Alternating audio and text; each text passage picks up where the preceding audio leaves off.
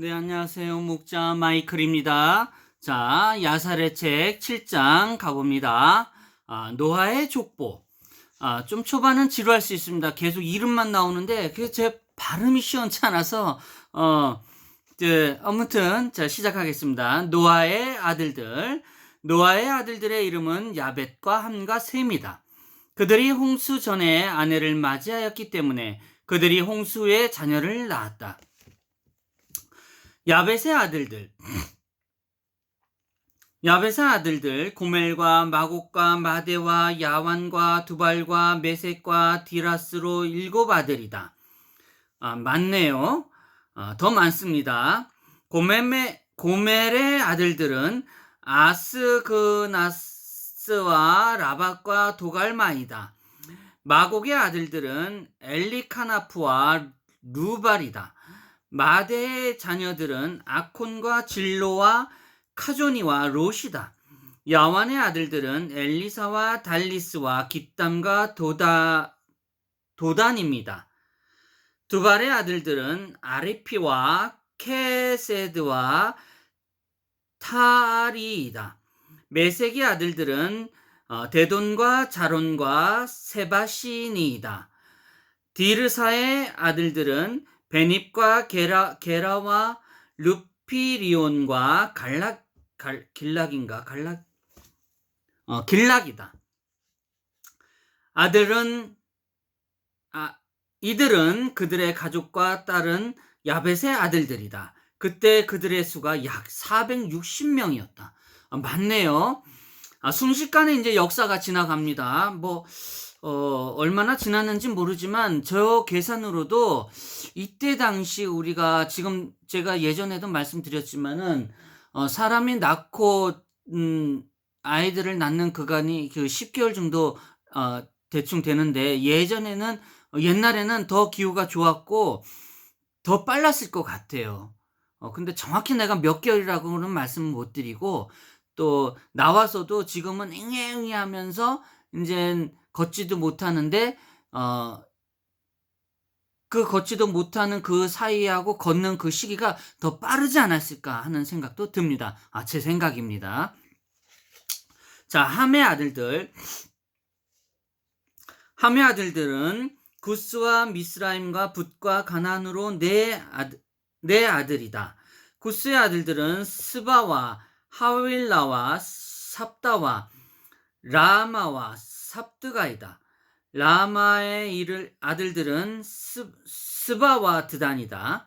미스라임의 아들들은 롯과 아놈과 바드로스와 기슬롯과 갑돌이다. 갑돌이 있네요. 우리나라 갑돌이도 있는데 보세의 아들들은 게불과 하단과 베나와 아단이다.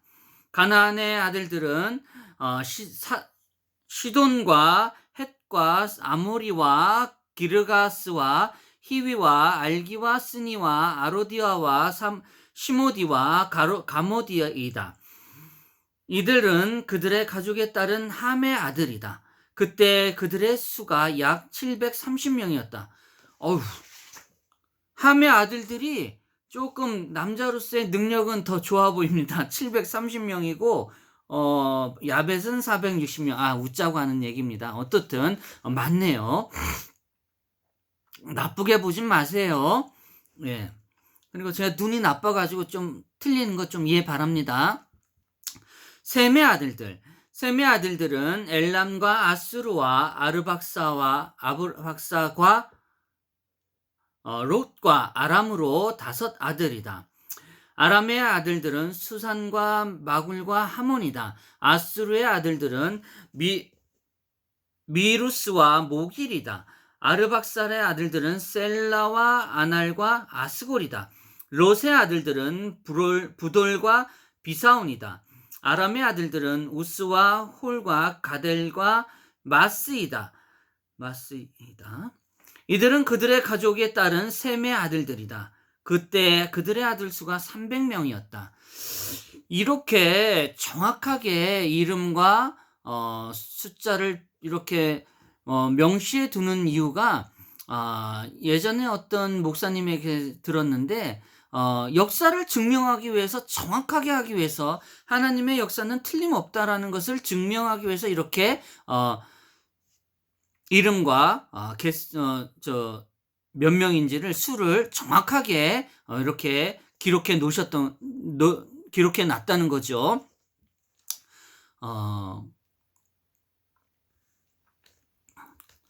우리가 달리 뭐 의심하고 그럴 필요가 있겠습니까? 그냥 믿으면 되는 겁니다.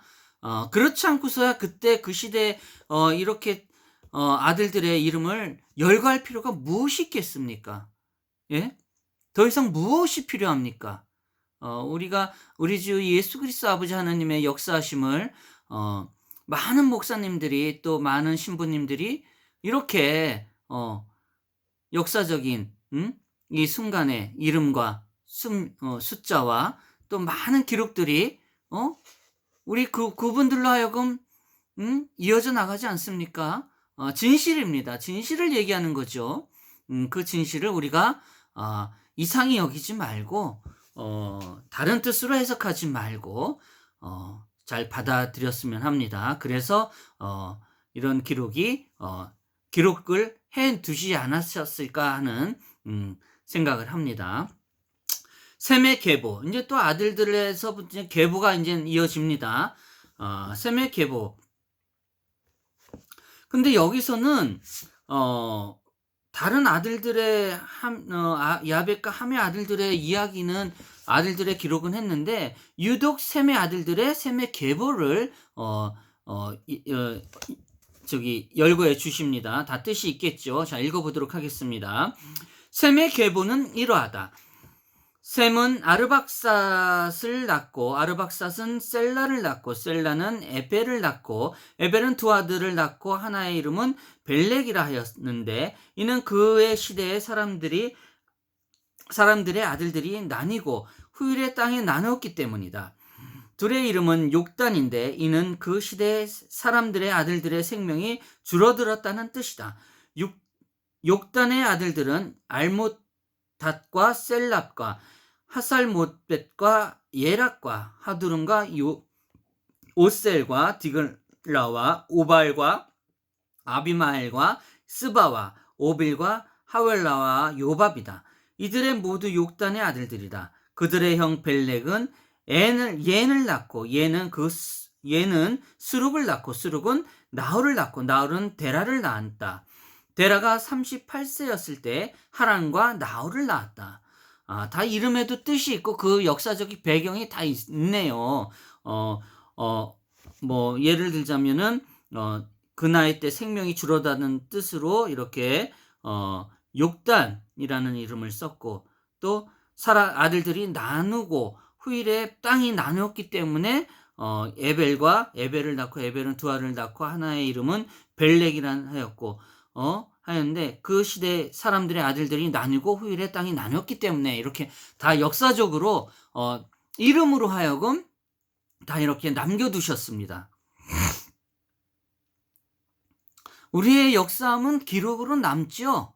예, 우리 가족도 그렇습니다. 그냥 언제 이렇게 그냥 지나치지 마시고, 우리 가족이 언제 누가 태어나고 누가 우리 첫째 아들, 둘째 아들, 셋째 아들, 넷째 아들 이렇게 기록하고, 우리 딸들도 첫째 딸, 둘째 딸, 셋째 딸, 넷째 딸 이렇게 기록하고, 그리고 가족이 성장하면서 이렇게 중요한 행사를 기억하면서 이런 기록을 해놓고 역사하면 참 좋을 것 같아요. 예.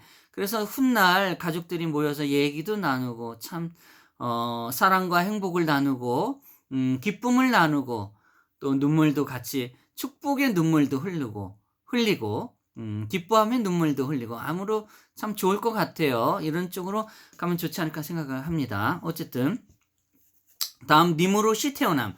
노아의 손자 함의 아들 구스가 그 시대의 늙은 나이에 아내를 맞이하여 그 여자가 아들을 낳았다. 그들이 그의 이름을 니므롯이라 부르며 말하기를, 그때 사람의 아들들이 다시 하나님을 거역하고 그분의 명령을 어기기 시작했다 하였다. 아이가 자라고 그의 아버지가 늙은 나이에 아들을 얻었으므로 그를 몹시 사랑했다. 참 교육적으로 어떻게 해야 될지 모르지만 우리나라 옛말에 자녀에 대해서 엄하게 다스리란 말이 있죠. 매로 다스리란 말은 조금 과장된 표현 같고요. 매보다도 이 엄하게 다스린다는 표현이 맞는 것 같습니다. 폭력은 결코 좋지가 않아요.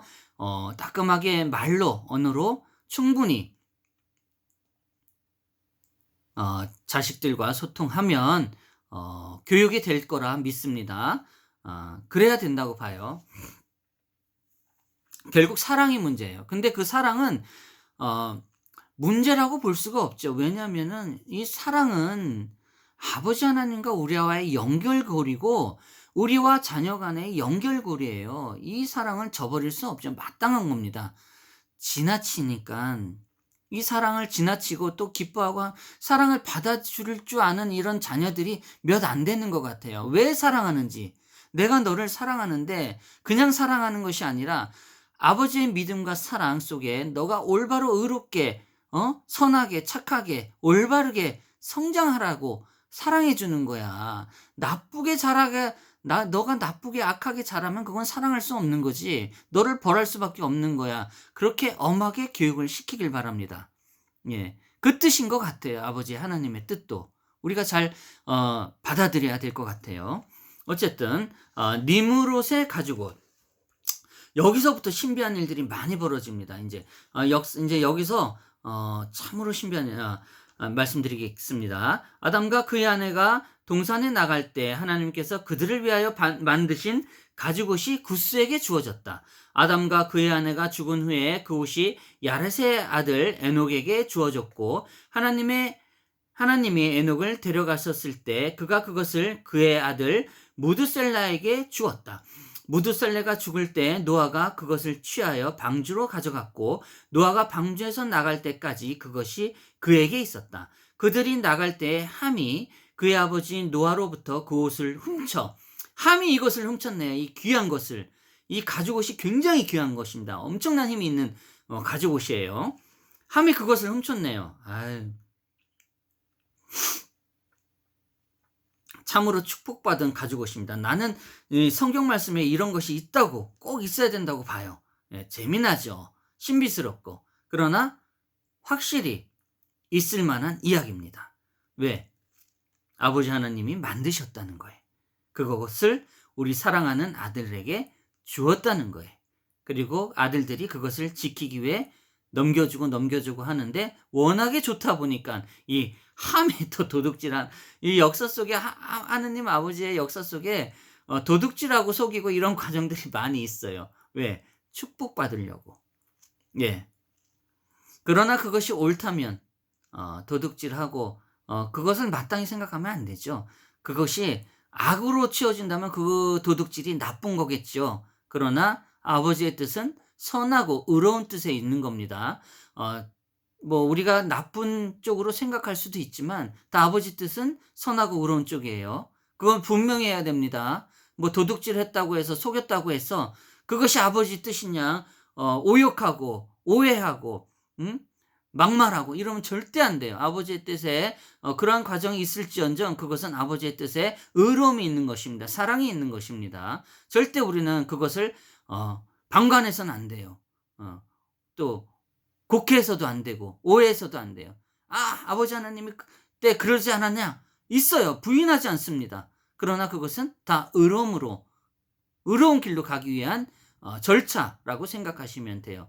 그러나 그것이 좋다고 생각하는 않습니다. 아버지의 뜻은 결과적으로 의로움으로 가기 때문에 그 과정에 조금 나쁠 수도 있겠죠.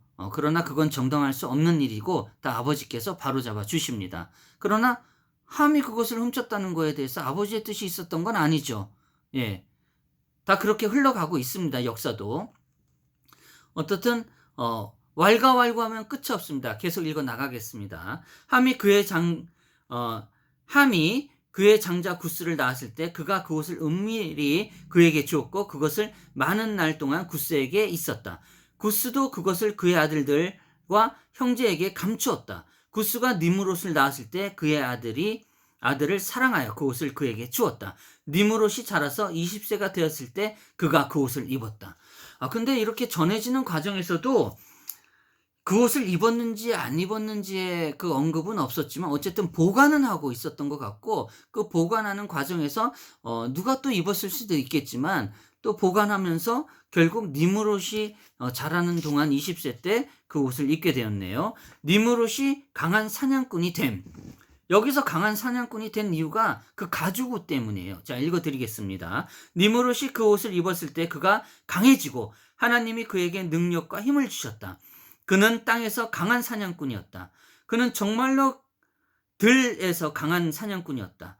그가 동물들을 사냥하고 제단을 쌓고 그 위에 동물들을 주 앞에 바쳤다.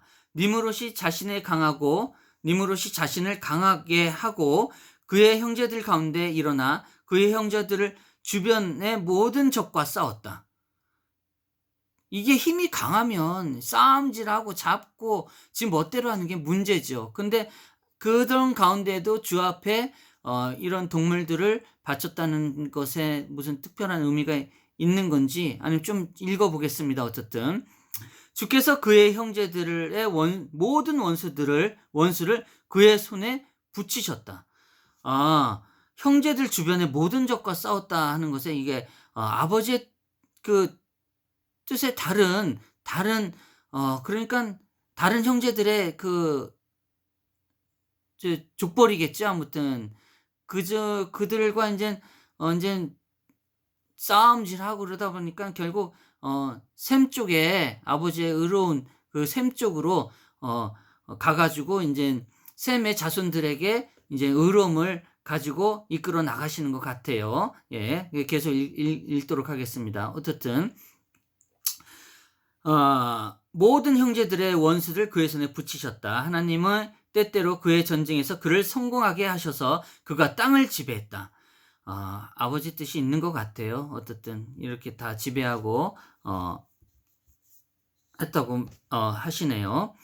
하나님이 때때로 그의 전쟁에서 그를 성공하게 하셔서 그가 땅을 지배했다. 그래서 그 시대의 사람이 전쟁을 위하여 훈련받은 사람들을 보낼 때 이렇게 말했다. 하나님이 땅의 강한 사냥꾼이며 그의 형제들이 패배한 전쟁에서 승리하여 그들의 원수들의 손에서 그들을 구한 니므롯에게 하신 것처럼 우리를 강하게 하셔서 이날에 우리를 구원하시기를 원합니다 하면서 청하기 시작합니다. 계속 읽어나가겠습니다. 니므롯이 원수들을 물리침. 니므롯이 40세였을 때 그때 형제들은 야벳의 자녀들 사이에 전쟁이 있었는데 결국 형제들의 전쟁이고, 그 전쟁이 지금까지도 이어지고 있는 거예요. 지금 우크라이나 러시아 전쟁도 우리 형제들끼리의 싸움이고 이웃 간의 싸움이에요. 이러면 안 되는 거예요. 참 안타깝습니다. 빨리 그 전쟁이 끝나고 평화를 이룰 수 있도록 간절히 기원합니다. 기도드립니다. 또 그때 니므롯이 나아가 구스의 아들들과 그들의 가족들 약 460명을 모았다. 그가 또한 그들의 친구들과 아는 사람들로부터 약 80명을 고용하여 그들에게 돈을 주고 그들과 함께 전쟁에 나갔다. 그가 길에 있을 때에 그가 그와 함께 있을 사람들의 마음을 강하게 하였다. 그가 그들에게 말하였다. 두려워하지 말며 겁내지 말라. 우리의 모든 원수가 우리의 손에 넘겨지고 너희가 원하는 대로 그들에게 행할 것이다. 보냄을 받은 모든 사람이 약 500명이었다. 그들이 원수들과 싸워 그들을 물리치고 정복했다. 니므롯이 그들의 땅 곳곳에 그들 위에 다스리는 치리자들을 두었다. 그가 그들의 자녀 중 일부를 인질로 데려갔고 그들이 모두 니므롯과 그의 형제들의 종이 되었다. 니므롯과 그와 함께 있던 모든 사람이 집으로 향했다. 이때부터 이야기가 전개되는데 재밌는 부분이 있고 또 재미없는 부분이 있습니다. 좀 지루하기도 하겠지만 어쨌든 잘 읽어 나가 보도록 하겠습니다. 사실 저도 지겨워서 읽기가 어려운 적이 있었습니다. 또 그러지 않도록 노력하겠습니다. 시간이 좀 지났는데 빨리 읽도록 하겠습니다. 니무롯이 왕이 됨. 니무롯이 그의 원수들을 정복한 후에 기뻐하며 전쟁에 돌아왔을 때 그의 형제들과 전에 그들을 알았던 모든 사람이 함께 모여서 그를 자기들 위에 왕으로 세웠다. 그들이 그의 머리에 왕의 면류관을 씌웠다. 그가 왕들의 관례대로 그의 신하들과 사람들, 고관들, 재판관들, 통치자들을 다스렸다. 그가 나홀의 아들 데라를 그의 군대 장관으로 임명했다. 그가 그를 존귀하게 하고 그를 다른 모든 장관 위로 높였다. 그가 자기 마음에 원하는 대로 통치하면서 그의 주변의 모든 원수를 정복한 후에 그가 자기 궁궐을 위한 도시를 짓기 위하여 그의 모사들과 함께 의논하며 그들이 그렇게 했다. 니므롯이 신할 성읍을 건축함. 그들이 동쪽을 마주보는 큰 계곡을 발견하고 그를 위하여 크고 넓은 도시를 지었다. 니므롯이 그가 지은 도시의 이름을 신할이라 불렀는데 이는 주께서 그의 원수들을 맹렬히 흔드시고 그들을 물리쳤기 때문이다. 니므롯이 신할에 거주하며 그가 견고히 다스렸다. 그가 그의 원수들과 싸워 그들을 정복했다. 그가 그의 모든 전쟁에서 성공했고 그의 나라가 매우 크게 되었다. 모든 민족과 방언들이 그의 명성을 듣고 그에게 모여 와서 땅에 엎드려 절했다. 그들이 그에게 곡물을 가져왔고 그는 그들의 주와 왕이 되었다. 그들이 모두 신할에 있는 도시에서 그와 함께 거주했다. 니므롯이 땅에서 모든 노아의 아들들 위에서 다스렸고 그들은 모두 그의 힘과 모략 아래 있었다. 참 그때 니므롯의 힘이 엄청납니다. 그것이 아무래도 하느님 아버지께서 지어주신 아담이 입었던 가죽옷의 힘이 아닌가 보여집니다. 니므롯의 결과가 어떤지 계속 읽어나가겠습니다. 니므롯과 마르돈의 악함. 온 땅의 언어가 하나 되고 말이 하나였다. 그러나 니므롯은 주의 길로 가지 않았다. 여기서부터 또 이렇게 힘이 강해지면은 위선자가 되고 폭거하게 되고 폭력적으로 나가고 지 멋대로 나가고 지 우상 만들고 이렇게 자기 도시 만들고 이딴 식으로 되는 거예요. 절대. 아무튼 그의 홍수 때로부터 그때까지 그 전에 있었던 모든 사람보다 더 악했다. 그때보다 더 악해진 거예요. 결국 이렇게 됩니다. 그가 나무와 돌로 신들을 여봐요. 우상 만들지 않습니까? 신을 만들고 그것을 그것들에게 절했다. 이거는 결코 우상은 지들의 우상이에요. 지들이 만든 거예요. 그러니까 그 우상이 절했다는 건 자기 자신에 대한 우상이에요. 하나님이 아니에요. 내가 잘하고 내가 힘이 생기고 내가 영광스럽게 된 그때 더 우리 주님을 위해서 그 영광을 바치고 해야 되는데 오만과 위선에 쌓여가지고 그 영광을 지의 뜻으로 자기 자신의 뜻으로 자기의 우상의 뜻으로 만들어가는 거예요. 지금도 그렇습니다. 지금도 그런 사람 많아요. 그런 목사들, 그런 목사님들, 그런 신분들, 그런 사이비 종교들, 그런 믿음이 악한 주를 이용한 그런 자들이 너무도 많습니다. 안 돼요. 그거 다 우상입니다. 지들이 만드는 우상이에요. 예. 어쨌든 그가 나무의 돌로 신들을 만들고 그들에게 절하였다. 그가 주를 거역하고 그의 모든 신하와 땅의 모든 사람에게 그의 악한 길을 가르쳤다. 그의 아들 마르돈은 그의 아버지보다 더 악했다. 느므롯의 아들 마르돈의 행위에 대해서 들은 모든 사람이 그에 대해서 이렇게 말했다. 악한 자로부터 악함이 나간다. 그러므로 이것이 온 땅에 속담이 되어 악한 자로부터 악함이 나간다고 말하게 되었다. 그때부터 지금까지 사람들이 이것을 말하게 되었다. 아브라함이 태어남. 니므롯이 군대 장관이자 나홀의 아들인 데라가 그의 시대에 왕과 그의 신하들의 눈에 매우 위대하게 보였다. 왕과 고관들이 그를 사랑했고 그를 매우 높였다. 데라가 아내를 맞이했을 때 그 여자의 이름은 알델로이며 고르네보의 딸이었다. 이때 데라의 아내가 임신하여 그에게 아들을 낳았다. 그에게 아들을 낳았다. 데라가 아들을 낳았을 때 70세였다. 데라가 그때 그에게 태어난 그의 아들의 이름은 아브람이라고 불렀다. 아시죠, 아브람? 예, 아브람입니다. 그때 왕이 그를 높이고 그를 그와 함께 있던 그의 모든 고관 위로 존귀하게 하였기 때문이다. 아, 참 걱정입니다. 근데 참, 예, 이것으로 마무리하고 다음 이제 나사렛 책 8장 다음 시간에 뵙도록 하겠습니다. 예, 흥미진진하죠. 재미있게 또 지루한 면도 있지만 흥미진진한 이야기도 많습니다. 재미있게 한번 읽어보도록 노력하겠습니다. 감사합니다.